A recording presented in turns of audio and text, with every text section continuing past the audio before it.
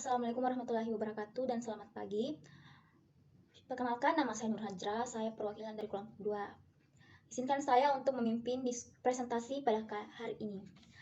Nah, kami dari kelompok 2 membawa materi yaitu Sejarah Pergerakan Nasional Indonesia.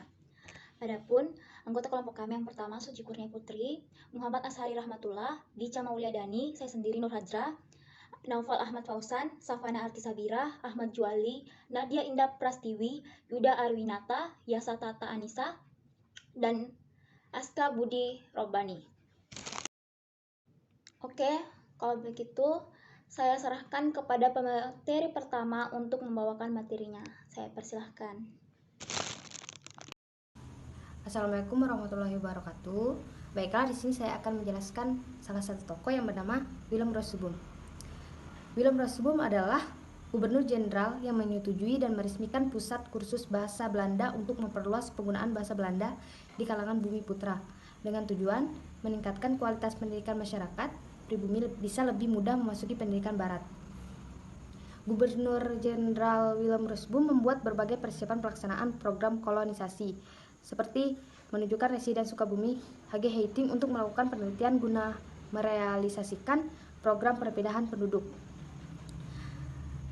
Laporan hasil penelitian Heiting mengemukakan bahwa program kolonisasi dapat dilaksanakan dalam jangka waktu 10 tahun. Dalam laporannya dikemukakan bahwa daerah-daerah yang dianggap layak untuk menjadi tujuan kolonisasi adalah di dalam Pulau Jawa, seperti Banyuwangi, Jember, dan Karawang. Sedangkan di luar Pulau Jawa adalah Pulau Sumatera meliputi daerah-daerah di Sumatera Barat, Bengkulu, Palembang, dan Lampung. Mungkin itu saja yang dapat saya sampaikan. Selanjutnya mungkin bisa dijelaskan oleh rekan saya. Terima kasih.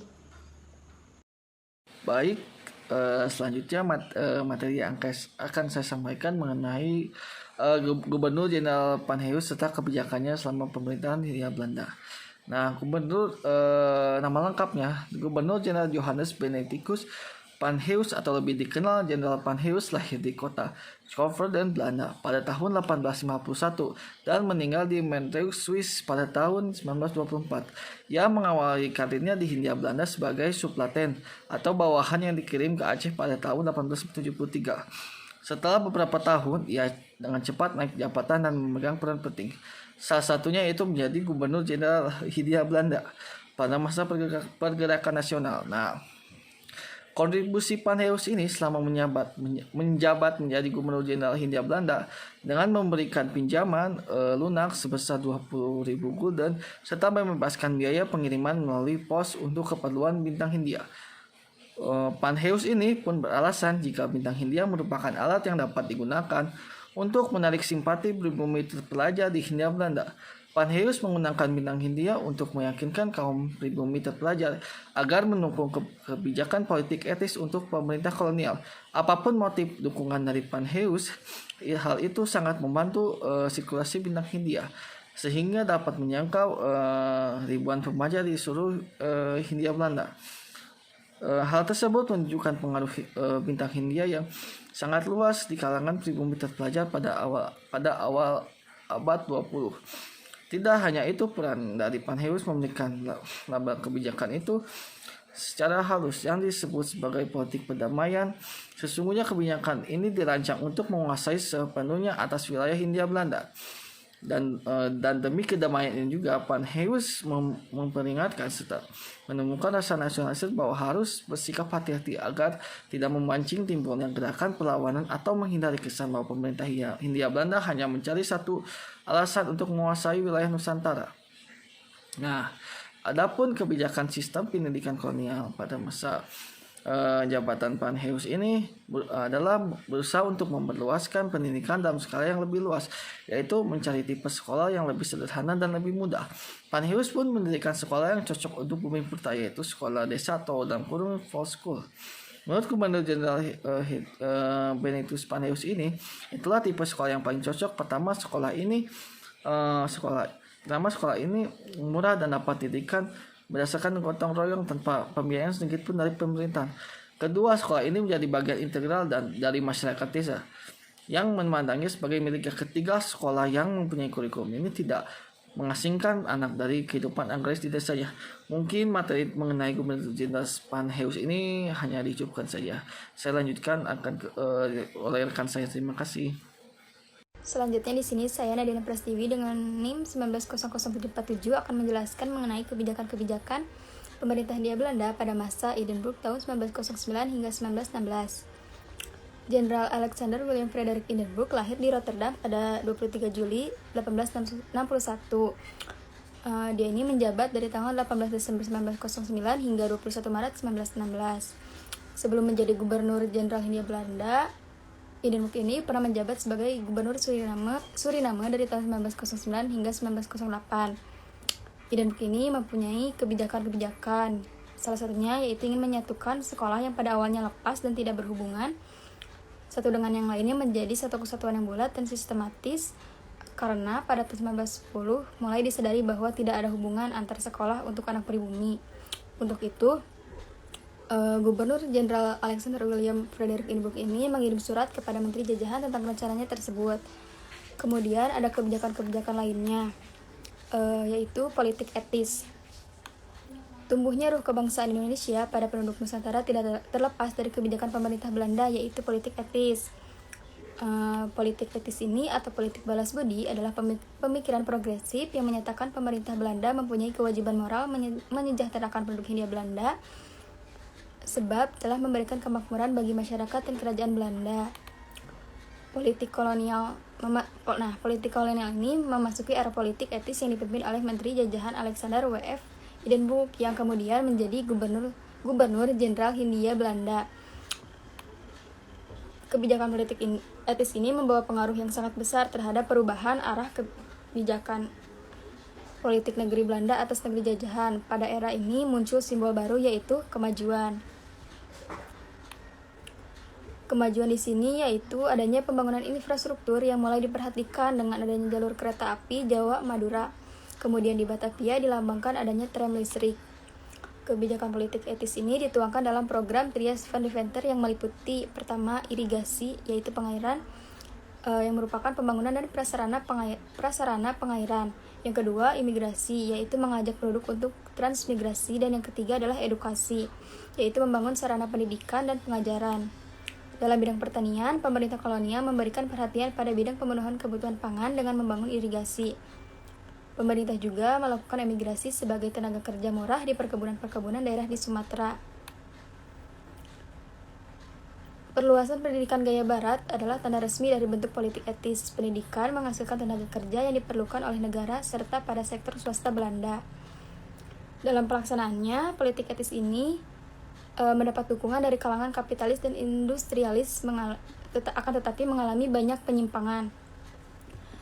Irigasi lebih banyak dibangun untuk mengairi perkebunan swasta Belanda. Edukasi lebih ditujukan untuk mendapatkan tenaga terampil yang murah. Sekolah yang dibuka umumnya hanya bisa dinikmati oleh anak-anak pegawai negeri dan orang kaya. Kemudian imigrasi lebih ditujukan ke daerah-daerah yang menjadi pengembangan perkebunan-perkebunan swasta. Johan van Limburg-Stirum yang memerintah pada tahun 1916 sampai 1921 ini lahir dengan nama Johann Paul Graf van Limburg-Stirum yang lahir di Zwolle pada tanggal 2 Februari 1873 dan meninggal di Den Haag pada 17 April 1948 di umur yang ke-75. Gubernur Jenderal Hindia Belanda yang memerintah antara tanggal 21 Maret 1916 sampai 1921 ini dikenal sebagai Gubernur Jenderal yang bersifat toleran terhadap kemajuan Indonesia atau Hindia yang pada waktu itu gitu. Van Limburg-Stirum ini menjanjikan akan mengadakan komisi perubahan yang akan meninjau Volksraad dan struktur administrasi pemerintahan Indonesia. Tindakan dari Van Limburg-Stirum ini mengakibatkan reaksi hebat di negeri Belandanya gitu karena dianggap tidak bertanggung jawab. Van Limburg-Stirum ini menginginkan perubahan bangsa Indonesia tanpa adanya kekerasan atau tidak melewati jalur peperangan begitu. Volksraad yang disetujui pada tanggal 16 Desember 1916 ini dijalankan atau mulai beroperasi pada tanggal 1 Agustus 1917 itu dan diresmikan pada tanggal 18 Mei 1918.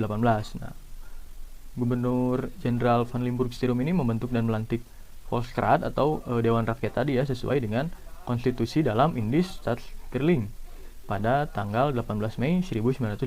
Nah, pembentukan Volksraad atau Dewan Rakyat tadi ini ada di bawah atau di atas nama pemerintah Hindia Belanda gitu. Nah, awalnya Volksraad ini hanya berfungsi sebagai pemberi nasihat yang bersifat politik kepada Gubernur Jenderal Hindia Belanda gitu melalui persidangan. Nah, Volksraad ini tidak mempunyai hak angket dan hak untuk menentukan anggaran belanja negara gitu, sehingga Volksraad ini tidak mempunyai kekuasaan seperti parlemen pada umumnya.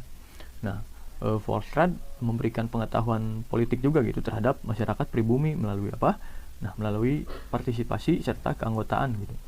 Nah, karena Volksraad ini merupakan bagian dari lembaga yang melakukan pendidikan politik terhadap pribumi, karena timbul kesadaran berpolitik gitu. Setelah adanya Volksraad ini, masyarakat pribumi lebih melek politik di Hindia Belanda gitu melalui lembaga Volksraad tadi. Nah, ketika banyak dari golongan yang mendesak kepada pemerintah kolonial Hindia Belanda untuk menggantikan Volksraad dengan parlemen pilihan rakyat, nah pada tanggal 18 November 1918, Gubernur Jenderal mengeluarkan November Belofte yang isinya merupakan janji pemerintah Belanda untuk mengadakan perubahan bagi rakyat Hindia Belanda gitu secara luas tentunya. Nah, dengan keluarnya janji tersebut, suasana di negeri jajahan dapat dikendalikan gitu. Nah, pada akhirnya pemerintah mengambil tindakan tegas, ini dengan penangkapan orang-orang komunis gitu, baik orang Belanda maupun orang-orang Indonesia gitu.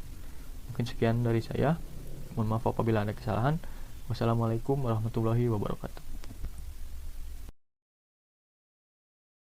Assalamualaikum warahmatullahi wabarakatuh. Perkenalkan, saya Dica Mauliadani. Di sini saya akan melanjutkan penjelasan materi terkait Gubernur Jenderal Dirk. Sepeninggalan Gubernur Jenderal Van Limburg, Hindia Belanda pada waktu itu diperintahkan atau dipimpin oleh Gubernur Jenderal Dirk yang menjabat pada tahun 1921 sampai 1926.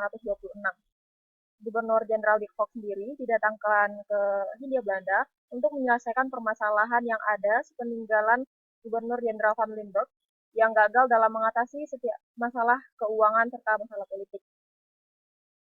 Gubernur Jenderal Dirk sering mengkritik kebijakan-kebijakan yang diterapkan oleh Van Limburg, khususnya pada bidang politik, karena menganggap kebijakan Van Limburg tersebut dapat membangkitkan atau telah membangkitkan semangat pemberontakan dari masyarakat pribumi.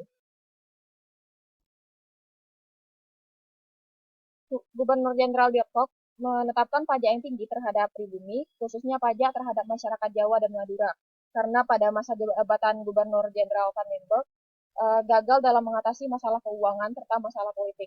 Kegagalan ini disebabkan oleh borosnya pengeluaran uang yang pada saat itu. Penetapan kebijakan itu memberikan keuntungan yang besar bagi pemerintahan Hindia Belanda, akan tetapi rakyat mengalami penderitaan. Pada masa pemerintahan Gubernur Jenderal Dirk juga disebut sebagai masa penindasan, dikarenakan tindakan dari Dirk ini yang terfokus pada kepentingan pengusaha, akan tetapi banyak merugikan rakyat. Kebijakan-kebijakan yang diterapkan oleh Dirk menindak keras adanya pergerakan nasional di Indonesia. Hal tersebut dapat dilihat dari adanya pelarangan terhadap organisasi-organisasi pergerakan, khususnya organisasi pergerakan yang menentang pemerintahan kolonial Belanda, di mana ia menindak keras pergerakan nasional Indonesia adalah dengan membentuk suatu satuan khusus yang memiliki tugas untuk mengamankan serta menindak penduduk pribumi yang dirasa mampu membahayakan keamanan dan ketertiban. Tidak hanya itu, Dirk juga mencabut target gathering atau rapat besar atau pertemuan yang dilakukan oleh masyarakat pribumi, sehingga segala kegiatan dan aktivitas masyarakat menjadi terbatas. Sekian penjelasan materi dari saya. Jika ada salah, mohon maaf. Assalamualaikum warahmatullahi wabarakatuh.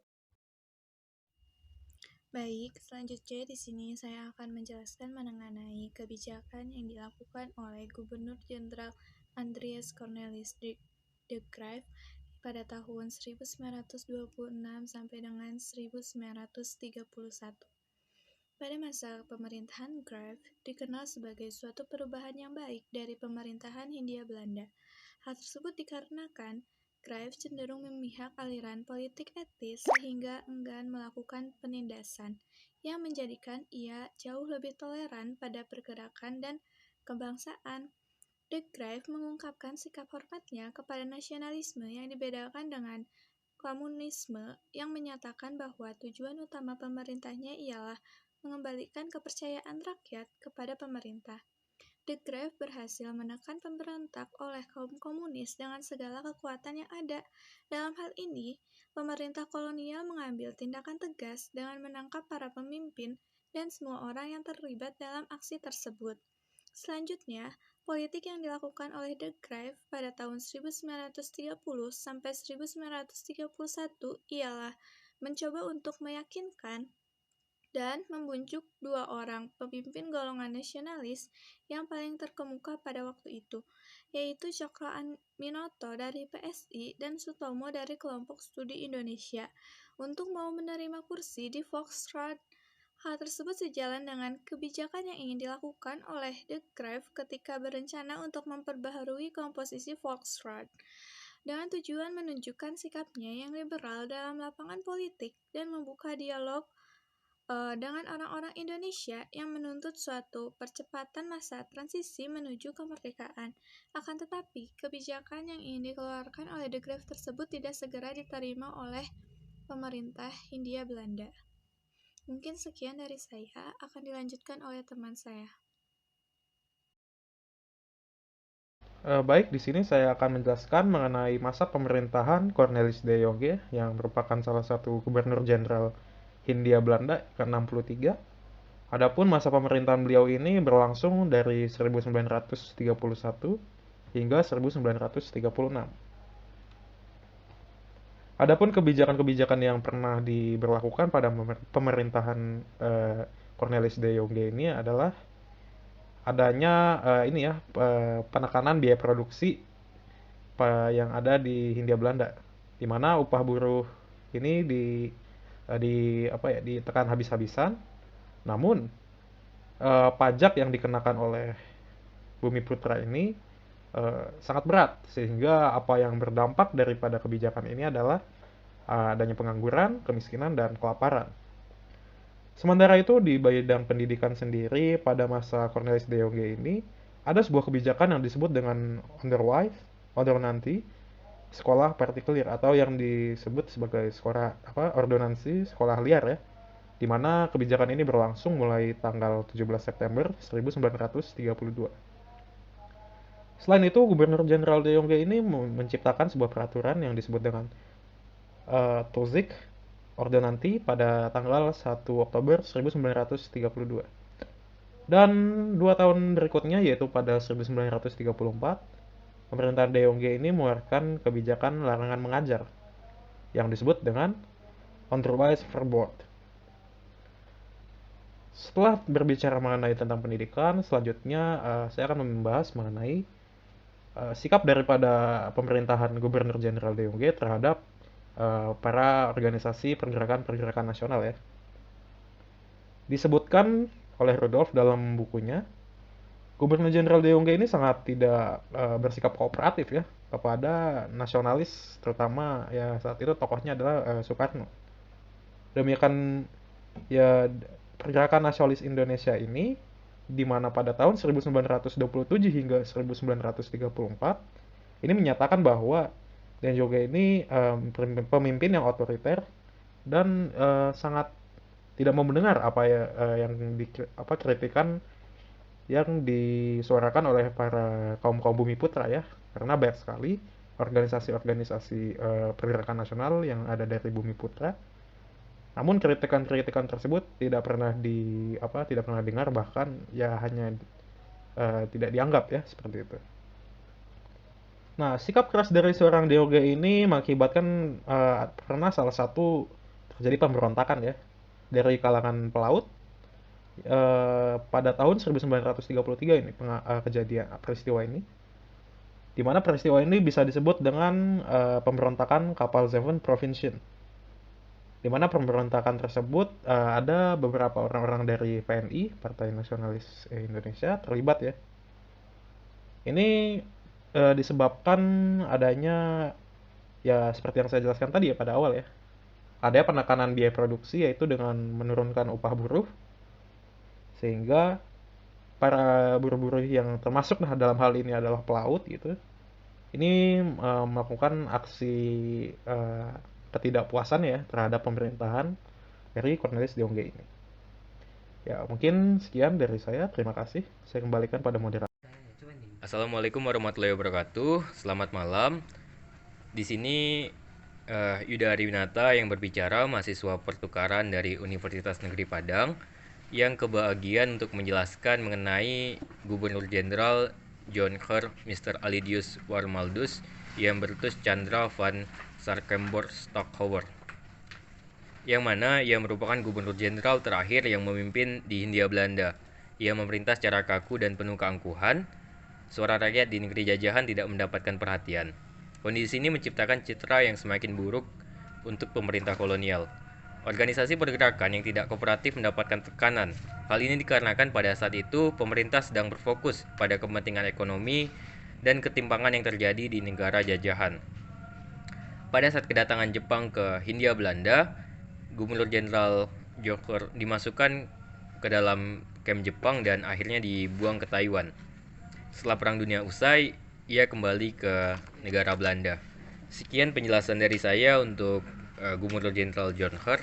Terlebih dan terkurang mohon maaf. Terima kasih. Mobilitas dan perubahan sosial pada masa pergerakan nasional. Sartono Kartodioedjo menggunakan istilah kebangunan nasional untuk masa pergerakan nasional di Indonesia. Tatkala dimulainya fase baru dalam sejarah perjuangan bangsa, yang ini berdirinya Organisasi Budi Utomo pada 20 Mei 1908 di Batavia atau Jakarta. Menurutnya, kelahiran organisasi ini didasarkan atas pengalaman-pengalaman masa lampau dengan model perlawanan bersifat lokal tidak efektif. Karena itu, dalam fase ini timbul kesadaran mendalam akan persatuan dengan menghimpun secara terorganisir segenap potensi perjuangan yang ada. Timbulnya kesadaran baru dengan cita-cita nasional ini disertai dengan lahirnya organisasi modern sekitar sejak tahun 1908, menandai lahirnya suatu kebangkitan dengan semangat yang berbeda. Dengan demikian, masa awal perjuangan bangsa periode ini dikenal dengan sebuah sebutan kebangkitan nasional. Istilah pergerakan nasional lainnya juga digunakan untuk melukiskan proses perjuangan bangsa Indonesia dalam fase mempertahankan kemerdekaan.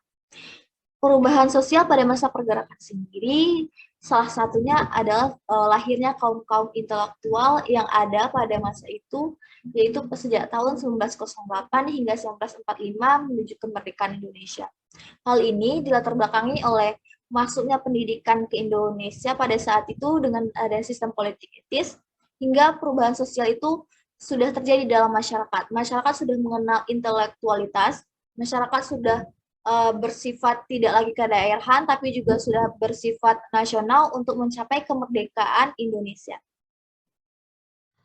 Oke, sekian dan terima kasih. Itulah presentasi kami pada hari ini. Kami membuka sesi pertanyaan. Jika ada yang ingin bertanya, silahkan menulis pertanyaan di kolom spot. Kami membuka pertanyaan bagi kalian yang ingin bertanya. Sekian dan terima kasih. Wassalamualaikum warahmatullahi wabarakatuh.